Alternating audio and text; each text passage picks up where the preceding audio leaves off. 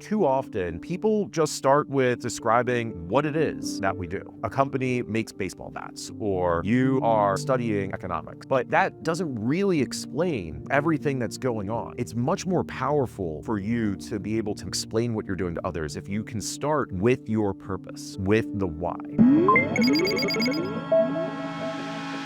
Sorry I missed the last one because I was hosting a job fair for the Liberty Ventures Network, but I understand I've got some big shoes to fill in keeping your attention and following up on self-management. But so much of what I'm going to talk about today, and then give a couple more talks later on this week, builds on what you've been hearing from Chris and Rob and every one of the speakers this week. But let me provide a little more context as to who I am and why I'm going to talk with you today to kick this off about the importance of purpose in your own life, in business, whatever you do as a job, whether you start a business or not going forward, and in capitalism, the system in which we operate, and why the concept of purpose matters so much to understanding the way capitalism works, why it's the most morally defensible economic system, and how it leads to human flourishing. I was very much like all of you about 18 years ago. I was in your shoes at another summer seminar here, and at the time planned to go and become a philosophy professor myself. My purpose at the time was to help more people think critically and engage their rational faculties as a human being. And I thought, being a professor was the best way to do that. But while I was in undergrad, I had started a nonprofit organization called Students for Liberty that some of you may know about, it seems, or are involved with. And I decided that I was having so much more fun with building up Students for Liberty while I was a graduate student. I was seeing a much bigger impact to my work than just writing papers. I was lucky if 10 people would ever read, that I decided to pivot. I dropped out of graduate school, went and focused on building up Students for Liberty, and over time started to build up relationships with not only incredible young people like all of you, but with supporters of the organization. One of them was John Mackey, the founder of Whole Foods, who published a book that I'm going to reference in a little bit called Conscious Capitalism that basically embodies the Whole Foods management philosophy.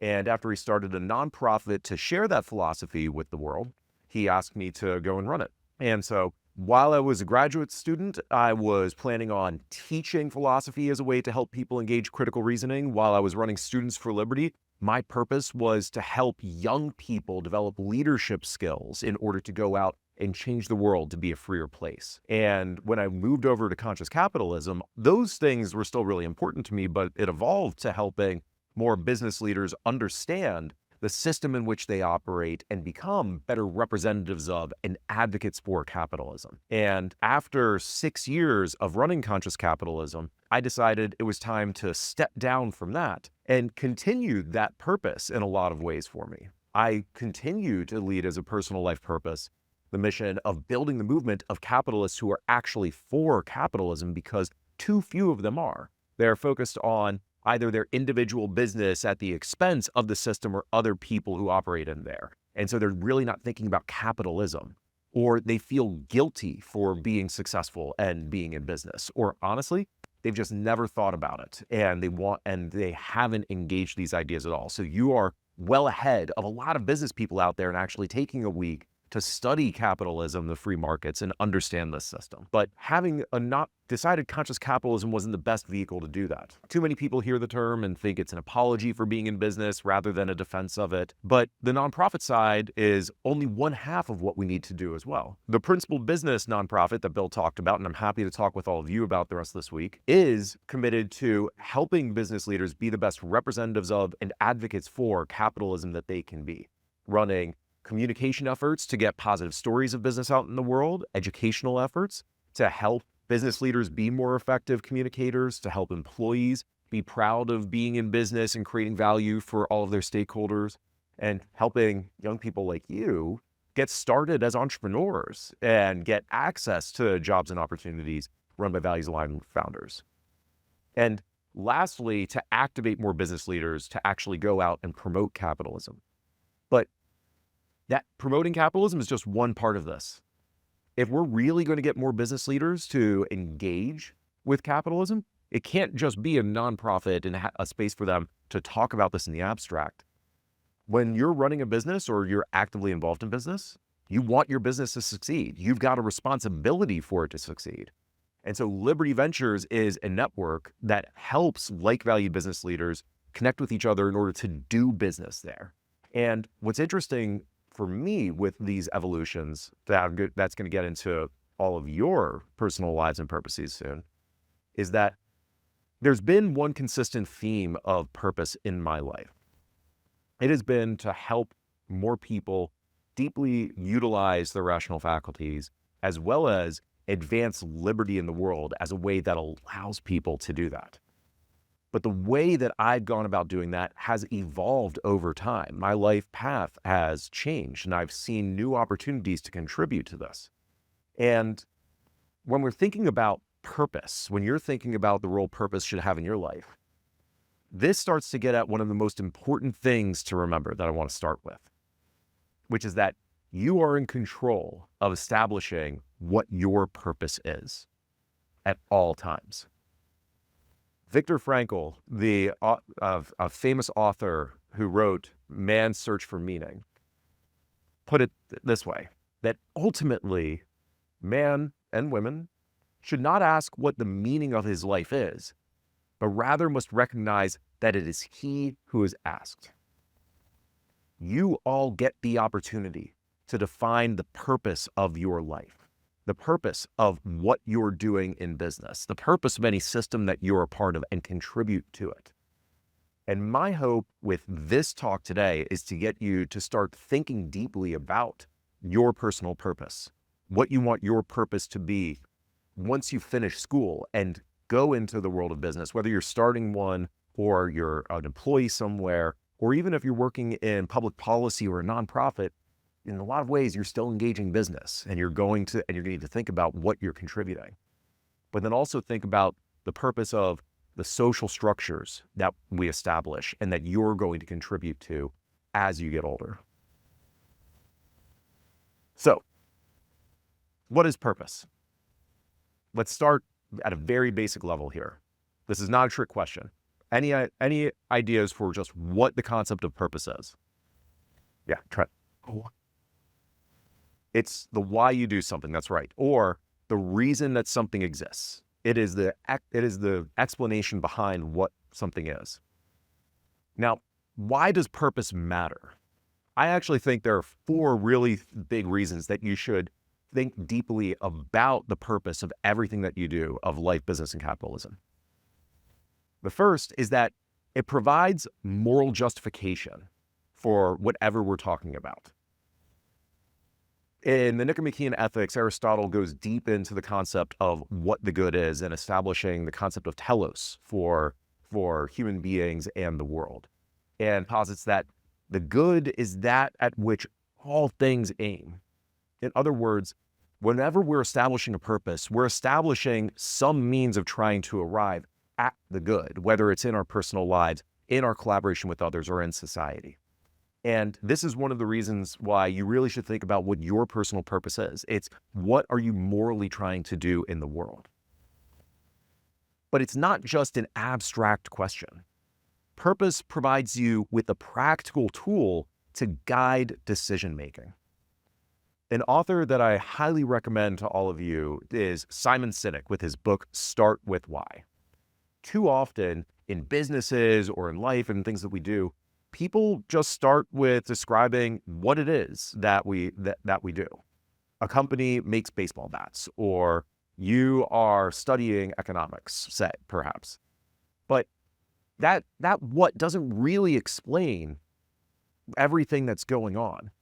It's much more powerful for you to be able to make decisions, to be able to explain what you're doing to others if you can start with your purpose, with the why.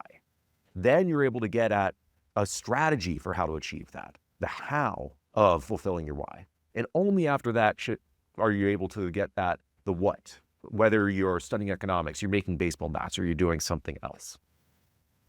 So there's a practical component to exploring purpose. But thirdly, and to go back to Viktor Frankl, it actually gives you strong motivation to carry on, especially when you face hardships and challenges. And do not pretend that you won't. Things may be easy for you in the beginning. Things may be easy for you right now, but every person, every business goes through challenges, and you need a way to get through. So Viktor Frankl, to explain who he is a little bit more, is a survivor of the Holocaust. He was in a concentration camp under Nazi rule for years. And as a psychologist, both before and after his time in the concentration camp, he really analyzed his experience and asked himself the question, why did some people live when he and others survived? And ultimately, he came to the conclusion it was because some people gave up. Some people lost a sense of purpose in the camp, which is perfectly understandable. But he and the others who made it through kept going back to their why for surviving another day. Why should they put themselves through the pain and torture to get to another day of that and the day after that with no possible end in sight? But he would establish a reason for him to get through each day. And when he talked with others who survived, they also had reasons to find a way through. And so, as he puts it, those who have a why to live can bear with almost any how. Gets back to the Simon Sinek point that when you start with your why, you then can get to the how. And you're able to get to do the tough things to fulfill that why because you know what that ultimate purpose is. But lastly, having a strong purpose provides a framework to bring other people to you. And again, this is in your personal life as well as your business, or in bring people to the ideas that you care about. Because people don't just buy products. They don't just align with the first idea that they hear. They want to understand what the purpose is behind everything. What's your motivation? What's the motivation for them to support this? Howard Schultz, considered the founder and former CEO of Starbucks, would keep going back to this as he built Starbucks up, that without a sense of purpose, no brand can inspire loyalty. Purpose is the soul of marketing. And so when you're thinking about what you want to do in life, having a purpose that you can explain to others is one of the best things that you can do to get them to want to help you out, to get them to give you job opportunities, to make introductions for you, to just be your friend. Why do you want to be friends with them? Have a clear purpose for that. Same thing when you're going into business, having a clear sense of purpose to that business that we're going to discuss helps other stakeholders want to do business with you. They want to see your vision for the future. They want to know what they're contributing to that they're going to benefit from. And the same thing then with economic systems. What is the purpose of capitalism? What's the purpose of socialism or other systems that are out there? We'll explore that shortly. And those are the levels of which we're going to talk about purpose. In your personal life, in business, which means when you're working with others, and with social systems, specifically with capitalism, and how understanding the purpose of capitalism can help us understand the moral and practical implications of this. So let's start with purpose in your individual life. How many people have heard this Mark Twain quote before? The two most important days in your life are the day you are born and the day you find out why. A lot of people go through life without understanding why. We often hear people talk about how it's difficult to get out of bed sometimes, or that they seem to be wandering aimlessly in their life. Or sometimes they even say they don't know how they can keep going on. Typically that reflects a lack of purpose, a lack of understanding that reason to get out of bed, the reason to be excited about life. And the people who seem to have the most energy, who are contributing the most, who just love life, are the ones who have a sense of purpose, why they're here on this planet. And it's something that they have figured out for themselves, and that everyone here needs to figure out for yourself.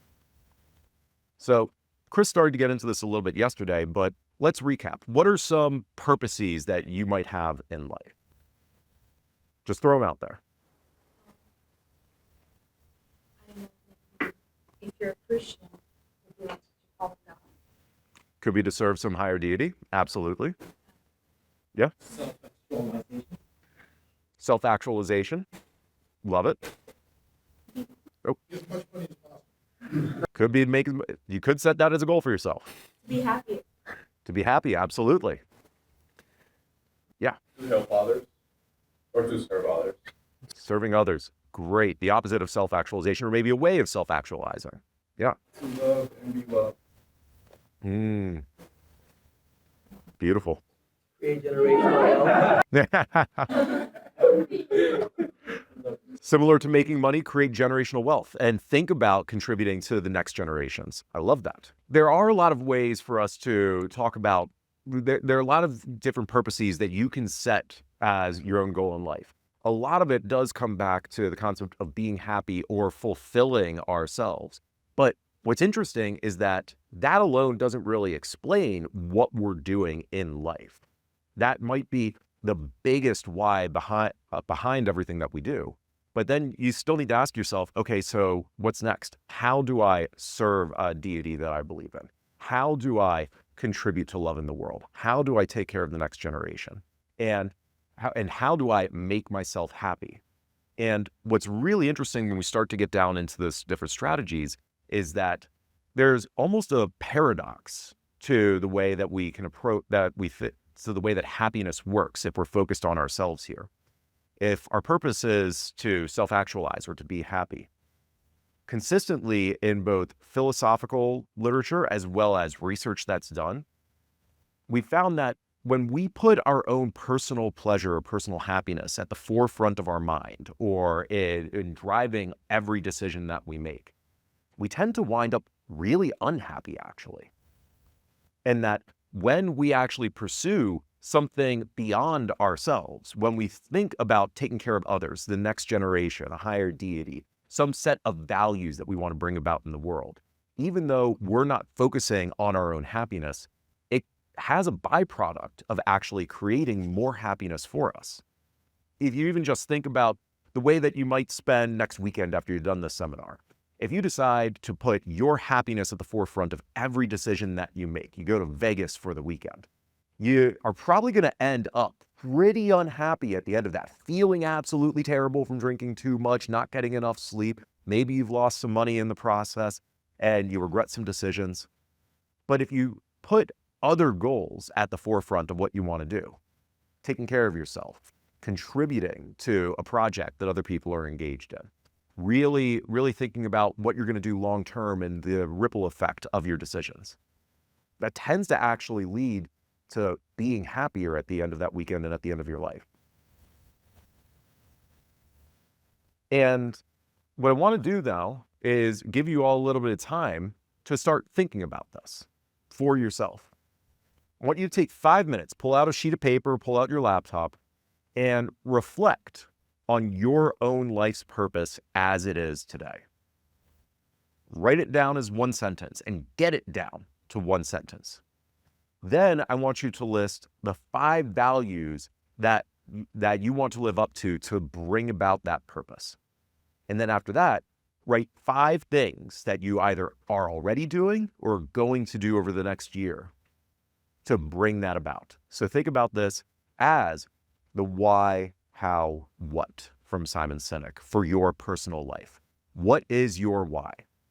Then what are your values that you use to guide how you're going to bring that about? And then what either are you doing, or if you're not yet, that's okay, that you can identify that you want to do in order to bring this about. And then after 5 minutes working on this, share what you wrote down with your neighbor and get feedback from them and give feedback to them on theirs before we come back as a group for you to start thinking about what matters most to you in life right now. All right. Wrap up your own personal purpose, values, and things that you're doing to live it out.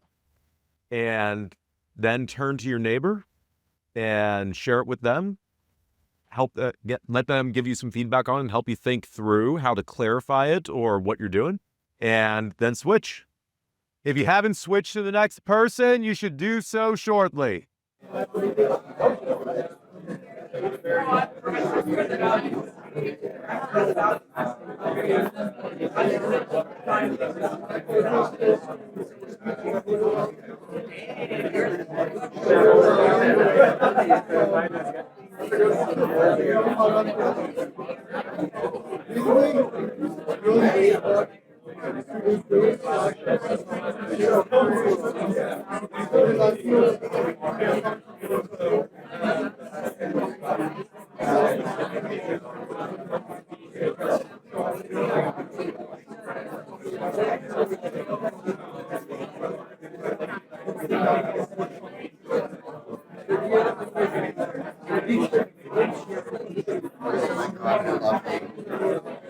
You just definitely gave the best photo on, and that's evil.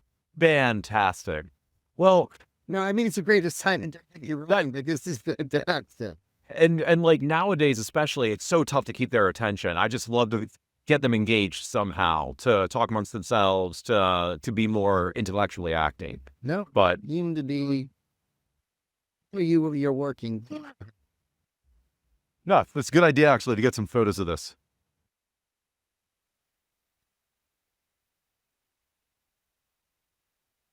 I will, of course, share all the content. Then I'll do the same thing. Perfect. You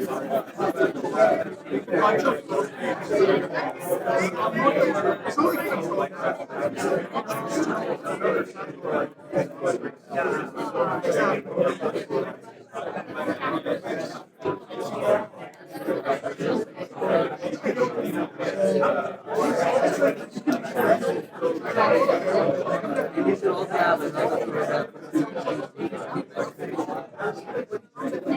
Because I'm a teacher, and I love to solve engineers. right. Like, look at the transcript and make sure, like, the guidance. Take a few seconds to wrap up your conversation, and then we're going to come back as a group.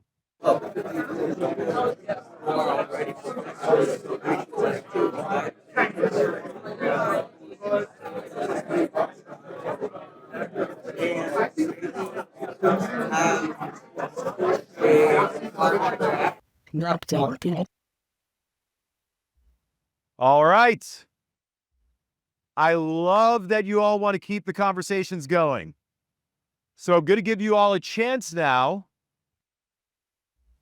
to not just share your purpose, your values, and what you're doing to live it out with your neighbor, but I want to see if anyone is willing to share what you came up with for yourself with the rest of the group.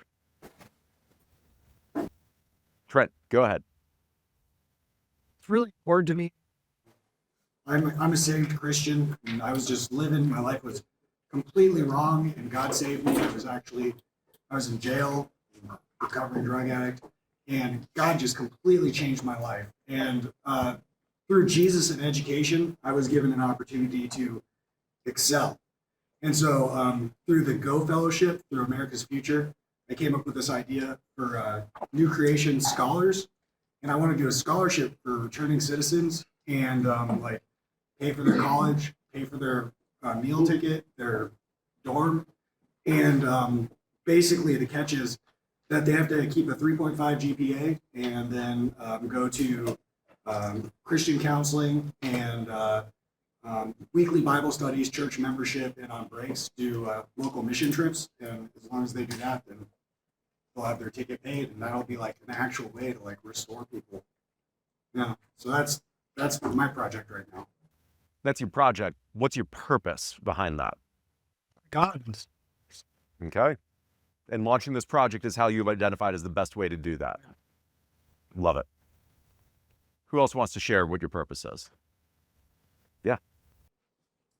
Let's say my purpose of life is individually self-actualization. So I cannot say any fancy things. I'm very much realistic. I believe that I have some fundamental or basic needs like food, clothes, shelter, everything I need. I want to accomplish that first. And secondly, I have to have some belongingness. Family, neighbors, relatives. I want to communicate with my people, and I want to have good relationship with them. And after that, I need my acceptance, recognition from the society.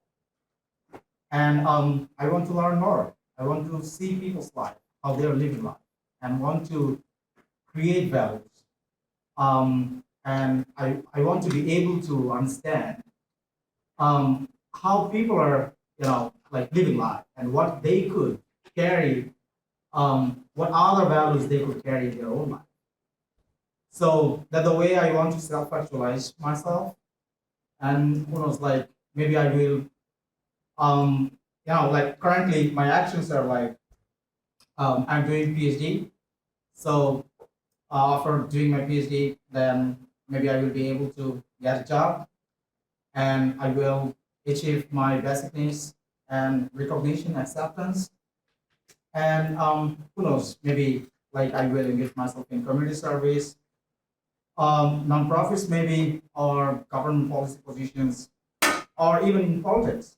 Maybe I will develop my acceptance in the society and help people understanding how important the values are and how they could carry more values in their own life. Finally, I want to write a book on how I understand. Fantastic. So in the pursuit of self-actualization, you are currently getting a PhD, developing your skills, and creating options for yourself, it sounds like, for what you're able to do next to complete that self-actualization. I love it. Yeah. So mine's just my desire is to achieve full self-actualization, create great things that align with my interests, passions, and both for the sake of my own legacy and the desire to bring about abundance, no matter how we have to struggle and work. But given charity to be controlled by like the golden mean / into my pursuit, provide to live for both myself. I suck at all of this stuff. So We're always trying to do better. We can always improve on what we're doing. But I love that you've identified areas that you want to work on in pursuit of your goal of self-actualization. Great. Let's do one more. Yeah. Or two more. Yeah. When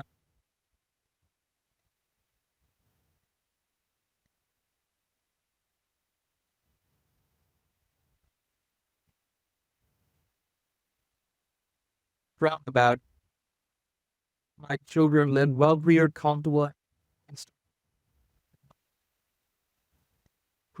generation. For that is to be done. When you write paper sheets or full.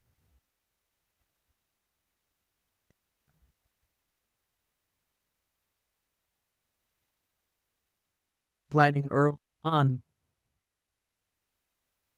Wait.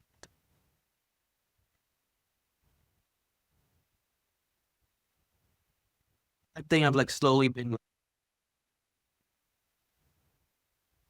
setting stuff plus that way it be software to be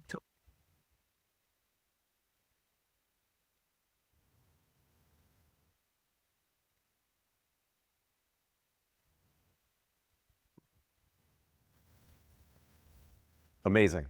And I love how we're seeing different purposes and how they're playing out in all of these answers. So let's do one more. I may not know how to answer this very well, but one thing I wrote was Jim Rohn, like he's one person I really love, and I was saying is to leave a legacy behind, at least something behind, because I believe a good name is better than riches. So I love housing, so I was writing to bridge the housing gap between the marginalized, that's the less people who can own houses, and it's in line with what Habitat for Humanity do. And the group I'm focusing on are the underserved, like the old children, like mostly marginalized, and it will be through how would be through teaching. So people come into the understanding knowing that, okay, through education you can get to this level, and I've been an example and a mentor. People knowing that, okay, it's possible because I've been able to also do it. Like I was telling him, like you are speaking from experience and you've been able to do it. So that's what I'm talking about, not like just the vision, but what is being done itself. And investing in the community, that's through projects, and like not just saying and showing them films, but having the structures there that people can be in to get to where they want to be, and also through NGOs to fight against diseases. So what Habitat, why I love Habitat is they invest into housing, and health. So like in Africa, there are a lot of diseases which are not in US because there are vaccines and other stuff. So children are born and they don't have to fight against some diseases in the US because they are vaccinated at birth.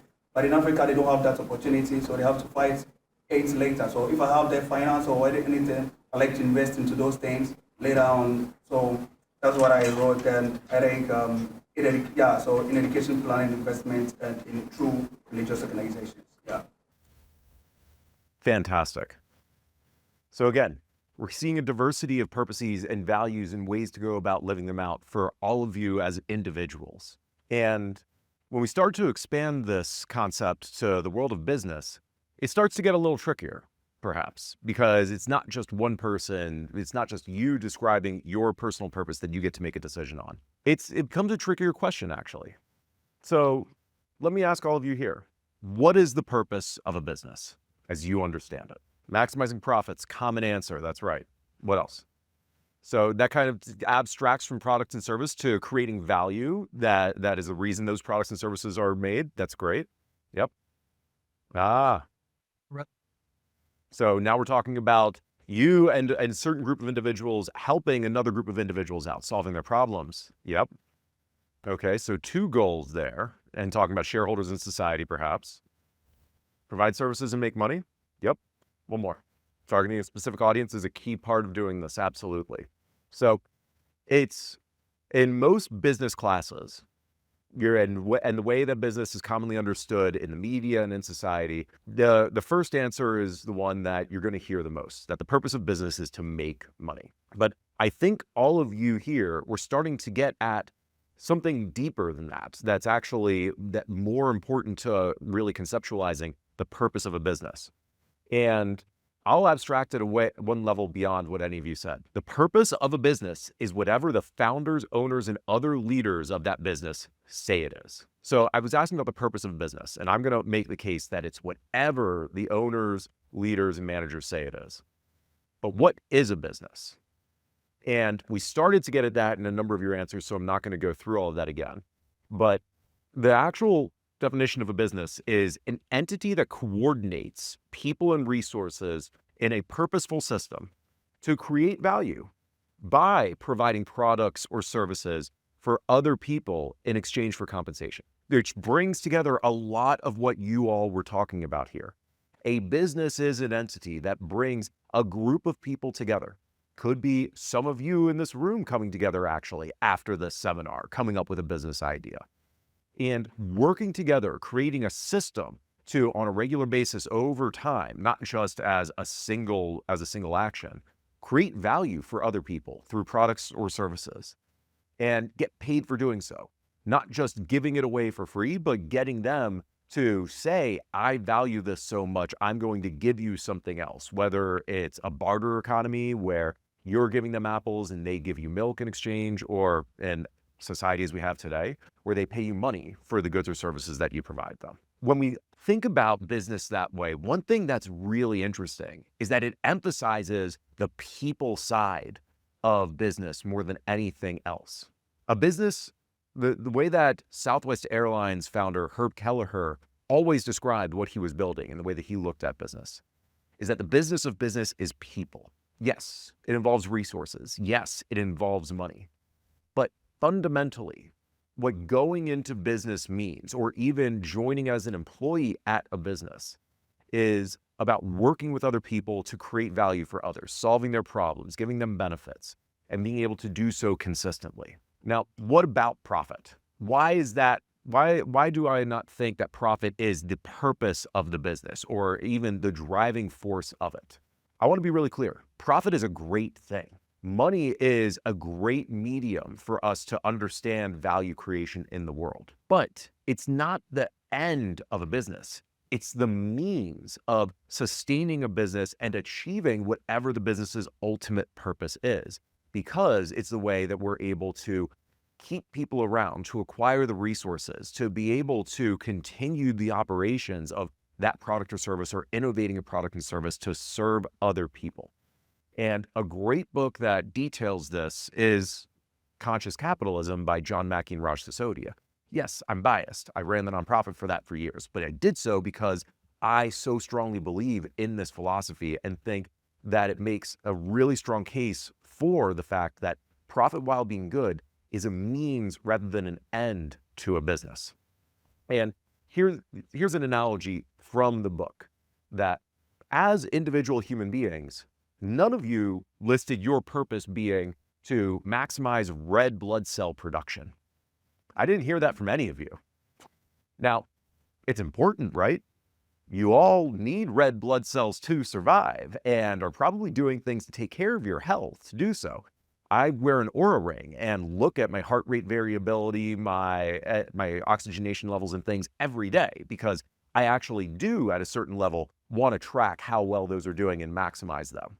But that doesn't mean that's the reason I exist. I don't get up in the morning just because I want to maximize that.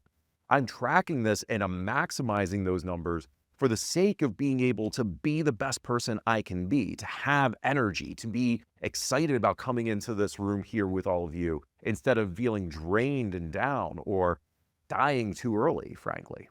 So the way to think about money and profit in business is that it is important. It's actually a great thing as a representation of value, but it's not the end goal. And it's not the actual value that's created by the business itself. And we can think about this by looking at some famous companies who have really clear purpose statements that you might have heard of before, like Google, which is now Alphabet, starting with the purpose to organize the world's information and make it universally accessible and useful. Very clear specification of what they're trying to accomplish in the world, how they're helping people. Tesla, to accelerate the world's transition to sustainable energy. Nike, to bring inspiration and innovation to every athlete in the world. And they clarify that if you have a body, you're an athlete. And that means they want to help more people think of themselves as athletes and take care of themselves. Or Apple, to create products that enrich people's lives. And what I love about these examples is that each one of them are getting at doing something noble, high-minded, that's creating value in the world. That, is another way of saying do good things. But they're all very different, and they actually start to specify what areas of activity the business is going to operate in. Apple is talking about innovation and technology. They're creating new products that don't exist right now. Nike is talking about athletes and talking about helping people think about taking care of their bodies. Tesla is focused on that transition and just driving into energy. And Google's about information, turning it into something that we all have access to and can use. So even though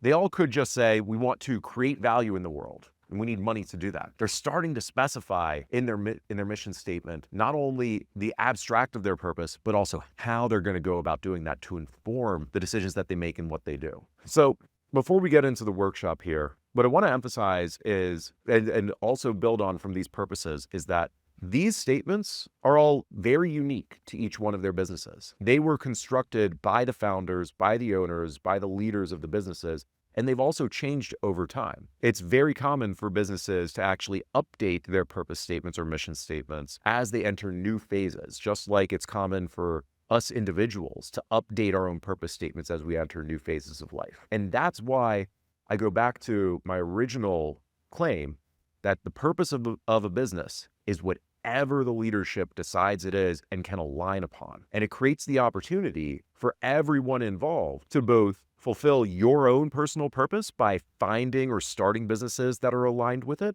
or being able to influence that business to change its purpose, to change how it's living it out, that's aligned with what you care about and want to bring about in the world. Now, there are a number of ways that you can do that. Could be going and working for a business. And when I say business, that also includes nonprofit organizations, hospitals, charities. Those are just a different tax structure from for-profits, but they are businesses at the end of the day. They all still care about money. Even a government entity cares about the money that's coming in and going out. And so you can think about it as organizing individuals, even though they have that pesky use of force that makes them different from private entities. But the easiest way for you to live out your personal purpose and know that what you're doing in business is aligned with it is to start a company or be a part of starting one where you're able to have influence over that.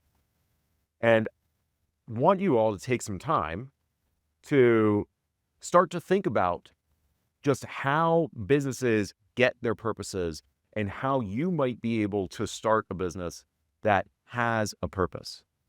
And here's the easiest way to begin. If you've never thought about being an entrepreneur and don't plan on doing so, that's absolutely fine. Just wear the hat for the next 10 minutes. Think about a problem you see in the world right now. Doesn't have to be something huge like solving global hunger. It might be, but it doesn't have to. It could be a small thing. It could be that you think that it's too difficult for people to identify scholarships to go to seminars like this over the summer. And that's a problem that people would really like to have solved. Whatever you want. Use that to come up with a business purpose. Something that is going to solve that kind of problem for people. And you don't have to start getting into all the specifics of how you're going to go about doing it. But this is the starting point of so many businesses, just identifying a problem in the world, some kind of value creation that you would want to spend time on, and start to articulate that.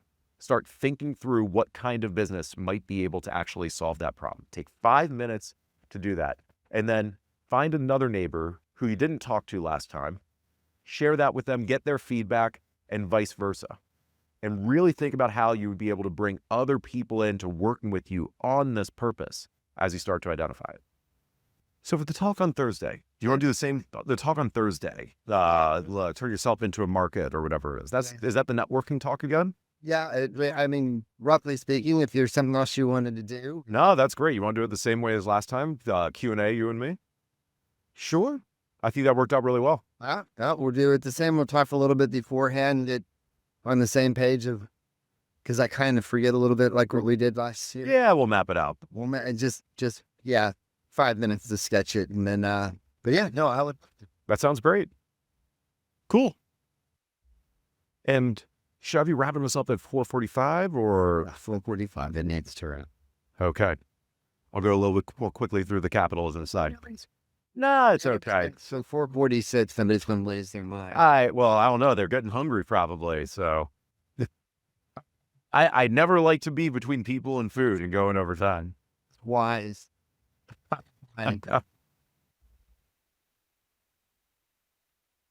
Looks very well. I think they're engaged. Hope they're taking something from this. I do. And it's funny because did you see my talk on what is business? No. I'm going to give you the video and you can see for yourself and tell me what you think. But there's really nice overlap where, and I'm hearing some callbacks, connections. Not everyone, but I think, I think Good. in the manner that we're rolling over themes, we curve, but coming at them from different angles. Mm-hmm. Nice. I mean, that's the advantage of doing this, is that you want them to look at things from different angles. We need to reiterate stuff to get it through to them. Yeah. So, perfect. No, I think it's really great. Your talk on this otherwise made me very small here, and then because it really fits.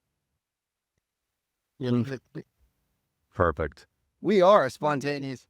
Yes, we are. All right. If you haven't started talking with your neighbors about your business purpose and idea, find one and start doing so. I'll give you a few minutes on that. I want to do a quick round robin to just hear the diversity of ideas that you have for businesses that can be started and purposes behind them. So let's just really quickly. Yeah. TSA used to actually be a private industry, and there were different companies that drove it, and that still could actually be the case. Really good idea. Love it. It actually reminds me of Daniel Lubetzky's story. He's the founder and CEO of Kind Bars that you've probably eaten. Long before he started that, he's from Israel. He wanted to help overcome the divide between the Palestinians and Israelis. And so started businesses explicitly with the purpose of bringing Israelis and Palestinians to work together and overcome divisions. The products and services were happenstance and changed. That was the purpose behind what he was doing. And I was thinking you might be going for that with the India-Pakistan divide, could be as well. But it goes to show lots of types of purposes here. Yeah. Amazing. So for the sake of time, we can't go into more. The last thing I want to emphasize here, and all of these business ideas that you came up with, You're all talking about trying to solve some kind of problem in the world, to create some kind of value. And we haven't even gotten into the financial model for this yet. And there are lots of different revenue models that you could explore with this. If you think about even some of the tools that all of you probably use on a daily basis, like Instagram or LinkedIn or others, there are different models for how those operate. You get to use them for free because with Meta, they rely on ads. With LinkedIn, there are premium subscription services that people can join up for. For others, there are sponsorships, there are partnerships that they form. The financial model of a business comes after you figure out the value that you're creating for the world and how you're going to be able to perhaps get a little bit of that value back, but it starts with creating new value to help others out. And so unfortunately, I'm going to have to go through this section very quickly here, but the point will be really straightforward. Instead of asking, what is capitalism, the system, I'll just give you the answer. It's an economic system that's based on private ownership of capital goods by investments that are determined by private decision and by prices, production, and the distribution of goods that are determined by the free and voluntary trade between them. In other words, capitalism is an economic system based on the free and voluntary production and trade of goods and services between people. This is in contrast to other systems out there, like socialism, where the means of production are owned by the state. Communism, where it's attempting to remove classes in society and basically implement a form of socialism that's more redistributive. Or fascism, where private ownership may exist, but the state directs how that property is used. But if we go back to this definition of capitalism, being based on the free and voluntary decisions of individuals, we actually see that there are some key principles that underlie the system of capitalism. Respect for individual agency, because each person, all of you and everyone else you interact with, is seen as an end in yourself to be able to make your own decisions for what you do with your life, what you buy, where you work, and so on. Secondly, about creating value. Capitalism is about recognizing the subjective value that we all hold for different goods and services, and businesses being created in order to serve those different values. But it is about creating real value. And thirdly, giving people the opportunity to create. Instead of needing to get approval from a government entity or others to start a business, you have the ability to be an entrepreneur, to solve a new problem, create a new business to tackle it. It may not work out, but you have the opportunity to create it. Fourthly, is the principle of collaboration, working towards aligned interests, finding win-win-win opportunities for everyone, because that's the only way that you survive long-term in capitalism. And finally, bottom-up experimentation. It's not just one person coming up with an idea for how to change an economy, for how to create new value. You get lots of experiments from all of the entrepreneurs, all of the businesses that are out there competing with each other, and ultimately actually collaborating with each other as they find their niches and figure out how to create more value for others. So where does purpose fit into all of this? What is the purpose of capitalism? Simply, to help people pursue a diversity of purposes. It is the system that does not dictate a single purpose onto businesses or onto individual lives. It is actually based upon the idea that each of you and everyone else gets to set your own purpose in life and gets to have the freedom to create businesses and work with other people to create other value in the world. And that others should not restrain you from being able to pursue that. And if we go back to thinking about the 4 reasons purposes matter, that one, it provides the moral justification for things. Respecting the diversity of purposes and every individual's ability to set their own purpose and work with other people towards them is a pretty strong moral justification for the system. That second, it provides a practical tool for us to use to implement. Well, in order to implement capitalism, we want to make sure that people are able to pursue a diversity of purposes and that we're not putting our thumb on the scale to help certain people or businesses out. That thirdly, it provides us with motivation to keep going forward ourselves. It's pretty motivating to stand up for capitalism, to think that you're helping other people live out their life's purpose, to give their lives meaning. That literally, that's what capitalism does. It gives people the opportunity to provide their own meaning in life. And lastly, that it provides a way for us to bring other people on board with what we care about. And this is the thing that I think we should lean into more actually in advocating for capitalism, is help more people understand this is actually the system that lets them achieve their life purpose, that lets them pursue it without having others impede them from doing so. Now, I wanted to be able to go into critiques of capitalism and things like that, but I'll just end with this point, that a socialist can start a commune under capitalism. If anyone here is a socialist, you can go and create your little utopia by buying up land and inviting people there to do it. That's permissible under capitalism. But that's in contrast to being a capitalist under socialism, where you would not be able to start the kind of business that you want and operate it the way that you want. This is the difference between capitalism and not just socialism, but all other economic systems out there, and why it matters. So thank you.